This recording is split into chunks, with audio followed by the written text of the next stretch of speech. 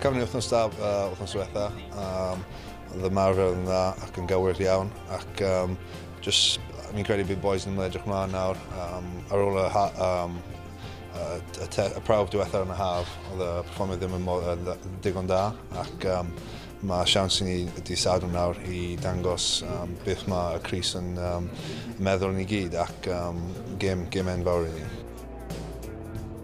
Tîmau sydd wedi dod o'r dde, maen nhw'n tîmau gorau yn y byd ac i ni eisiau bod lan na yn un o'r tîmau gorau ac mae rhaid ni curo tîmau sydd dod i Caerdydd yn y mis sydd yn dod nawr ac mae Australia yn o flaen ni'n gyntaf ac mae rhaid ni siŵr bod ni'n canolbwyntio ar nhw nawr ac gobeithio mynd ni'n cael problem digon da i cael y fuddugoliaeth.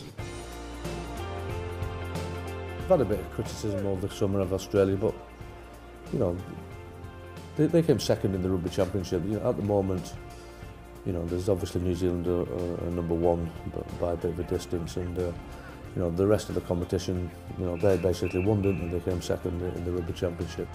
I ni, mae rhaid ni'n siŵr bod ni'n gwella record ni gatref ac mae fe'n dechrau nawr dydd Sadwrn yn erbyn Australia.